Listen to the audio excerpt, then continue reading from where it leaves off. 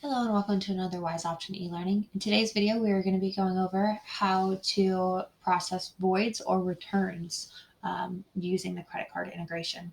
So sometimes you may have a transaction that you have run, which then you realize is for the wrong amount. Maybe it was charged the wrong card, and you would like to reverse the transaction.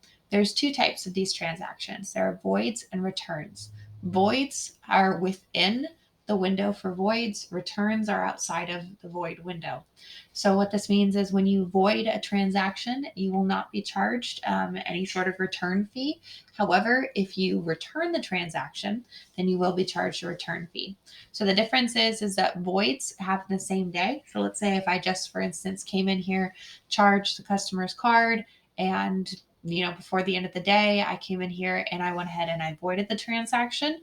This would be a void because it happened the same day during business hours, and I can go ahead and I can void that transaction. If, however, maybe the next day, the money has already begun the process of leaving that customer's bank and being transferred, of course, to your bank. So that is considered a return, which does incur some return fees. So just a note there on the different terminology. When you come here to the credit card, you'll click on our action button here at the bottom right corner, and then go ahead and you click view credit transactions. It's going to default to a period above. Go ahead and make sure you can change that. So I'm going to go ahead and select all dates.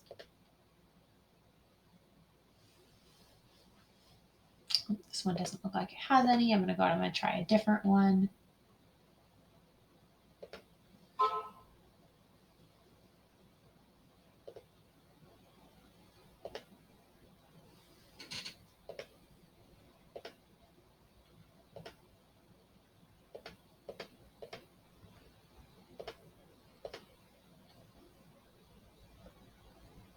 You see I have several test transactions here.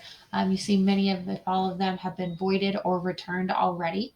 But simply what you would do is you would select one of the transactions. So in green, probably one that was already been paid. Click on the information icon at the bottom. And if indeed it is able to be voided or returned, this one is not eligible because I've already actually returned or voided this transaction, you would have a void or return button here below. So if it's a void, you'll just be able to click void.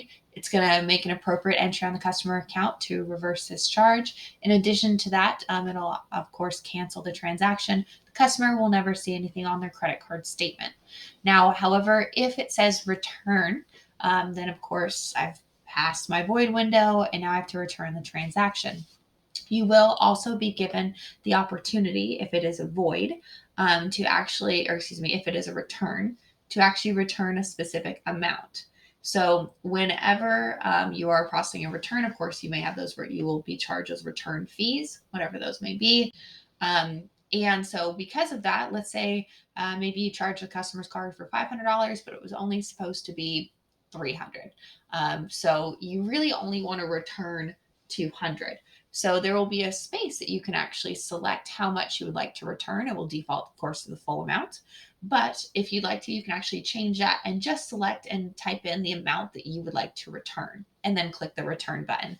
Customer will then, you'll be prompted to send the customer a return receipt. They'll see how much has been returned, and you'll only be charged on that amount there. And again, the appropriate account entry will be automatically made in Wise Option. After either processing a void or a return, you will be prompted to, if you'd like to send your customer a void or return receipt, I would highly suggest that you do so. If you have any questions, let us know. Thanks so much.